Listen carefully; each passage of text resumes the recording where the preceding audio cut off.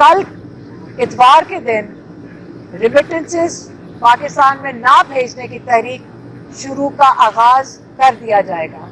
हमें कोई इतराज नहीं है, हम केसेस को डिफेंड करेंगे, लेकिन आप जरा ये भी देख लें कि जो कानून के मुताबिक गाड़ियां नहीं ले सकते थे, उन्होंने ना सिर्फ गाड़ियां ली, कानून को तोड़ा और उसमें नवाज शरीफ की BMW जो कि बुलेट प्रूफ गाड़ी थी 6 लाख में उसने लिए। और ये पाकिस्तान में वो ये पैगाम दे रहे हैं जुडिशरी को कि जो आप हमारे मुताबिक आप फैसले दोगे तो आपको तरक्की मिलेगी। अगर आपने कोशिश की पाकिस्तानियों को, अवाम को इंसाफ देने की, तो आपको हटा दिया जाएगा या OSD कर दिया जाएगा। अस्सलामुअलैकुम नाज़रीन इकराम, अमेरिका से कुछ अहम खबरें हैं, इस पर बात करेंगे। पहले आप ये वीडियो मुलाहिज़ा कीजिए। इसका आपके पास, अगर आपको याद होगा, जज दिलावर जिन्होंने नाहक फैसला दिया इमरान खान के ऊपर और उसको आगे से कोर्ट में जाकर उसको इलीगल करार दे दिया, उसको माशाल्लाह तरक्की दी जा रही है।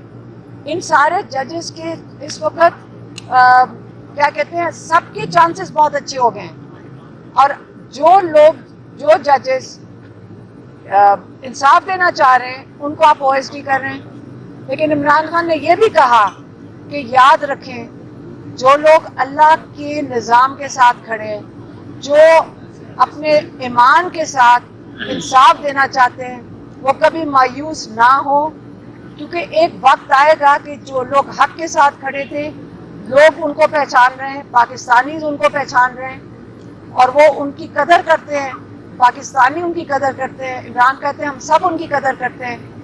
ये जंग इंसाफ के लिए है और आपने मायूस नहीं होना, ये वक्त गुजर जाएगा। क्योंकि ये फिर से उन्होंने आज दोहराया है कि हजरत अली का कौल है कि कुफर का निज़ाम चल सकता है लेकिन जुल्म का नहीं चलेगा। और हम सब की जिम्मेदारी बनती है कि हम इस जुल्म के निज़ाम के खिलाफ जिहाद करें। दूसरा, इसी ज़िम्मे में उन्होंने कहा कि जो उनके ऊपर अल-कादिर का पीर वाले दिन फैसला आ रहा है, वो उस पर उनको तो पूरा यकीन है कि उनको सज़ा दी जाएगी। और हमने जब लॉयर से पूछा तो उन्होंने हमें बड़ा तफसील से बताया कि अगर उनको सज़ा हो जाती है, और हाई कोर्ट का आपको पता है इमरान खान के कितने केसेस पहले भी गए हैं, यहाँ से सज़ा होती है इन्हीं जजेस को जिनको आप तरक्की करके जो सज़ा दे रहे हैं, इनको इंशाल्लाह इनकी पूरी कोशिश है इनको हाई कोर्ट और अगले जो इनके तरक्की है उनको मिलेंगी। जब यहाँ से सज़ा होती है तो हाई कोर्ट में जब जाते हैं उनको वहाँ से इमरान खान को रिलीफ मिल जाता है।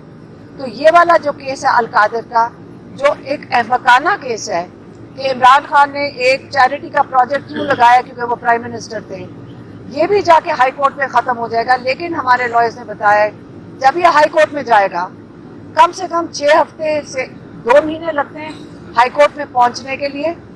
और उधर भी देखते हैं कि ये इसको कितनी देर घसीटेंगे, कि 3-4 महीने तो इमरान खान कैद में, ये पक्का है कि वो कैद में रहेंगे। ये देखते हुए, और जो बाकी जो कैदी हैं, कई हजार कैदी जो जेलों में हैं, कैद उनको पकड़ा गया है 26 के बाद या उन दिनों में जो जिनको कैद में डाला गया है, उनके ऊपर मजीद शहरों में केसेस बनते जा रहे हैं। तो इमरान खान ने कहा है कि इसी से इनकी नीयत की समझ आ रही है कि इनकी नीयत बिल्कुल नहीं है कि ये बातचीत करें, इनकी नीयत यही है कि कैद में रखें सबको। तो जो इमरान खान के 2 मुतालबात हैं उसके अंदर एक आपको पता है क्या है कि ये जो नाहक कैद में लोगों को रखा हुआ है इनको रिहा किया जाए, ये पॉलिटिकल प्रिजनर्स हैं, उनके साथ जुल्म हो रहा है, कई लोग मिसिंग हैं, बहुत ज़्यादा लोग मिसिंग हैं। तो उन्होंने कहा इनकी नीयत नहीं लगती है। और दूसरी उनकी डिमांड जो बिल्कुल जायज़ है कि आप एक जुडिशल कमीशन बनाएं जिसके तहत 9 मई और 26 नवंबर की तहकीकात की जाए, क्योंकि कहते हैं कि हमें कोई इस किस्म की कोई इंडिकेशन नहीं आई कि ये मुतालबात इसके ऊपर बात भी करना चाहते हैं। इसलिए कल इतवार के दिन रिमिटेंसेस पाकिस्तान में ना भेजने की तहरीक शुरू का आगाज कर दिया जाएगा। इसके अंदर अब कोई रुकावट नहीं है। हाँ, अगर ये दो मुतालबात के बारे में बात करने आएंगे, फिर इमरान खान कहते हैं कि मैं ये रेमिटेंसेस ना भेजने की पाकिस्तान की कॉल विड्रॉ। जो खान साहब ने जज को भी कहा है कि जी कानून ये है और सुप्रीम कोर्ट का फैसला है कि आप रूटीन में वो केसेस चलाएंगे, जो पहले केस टेकअप हुआ होगा वो पहले चलाएंगे, जो बाद वाला केस है वो बाद में चलाएंगे। और आपको पता है कि यूसुफ रज़ा गिलानी, नवाज शरीफ और आसिफ अली जरदारी के खिलाफ रेफरेंसेस फाइल हुए थे, जो कानून की तब्दीली के बाद अब ऑटोमेटिकली यहाँ FIA के कोर्ट में चलने चाहिए। तो जज साहब से सवाल किया कि जो 10 साल पुराने केसेस हैं उनको तो आप टेकअप नहीं कर रहे और आपने मेरे खिलाफ केसेस को फास्ट ट्रैक पे चढ़ा दिया है। हमें कोई इतराज़ नहीं है, हम केसेस को डिफेंड करेंगे, लेकिन आप ज़रा ये भी देख लें कि जो कानून के मुताबिक गाड़ियाँ नहीं ले सकते थे, उन्होंने ना सिर्फ गाड़ियाँ ली, कानून को तोड़ा और उसमें नवाज शरीफ की BMW जो कि बुलेट प्रूफ गाड़ी थी 6 लाख में उसने लिए। वो जुर्म जो सारी दुनिया की आंखों के सामने किया है, आप उसके खिलाफ पूरी रियासत भी खामोश है, पूरी प्रोसिक्यूशन भी खामोश है, पूरी FIA की अदालतें भी खामोश है, FIA और नैब भी खामोश है। जज साहब को आज इमरान खान साहब ने ये कहा और ये उनका कौम के नाम पैगाम भी है कि ये सिवाय पॉलिटिकल विक्टिमाइजेशन के और कुछ भी ये इस केस में नहीं है।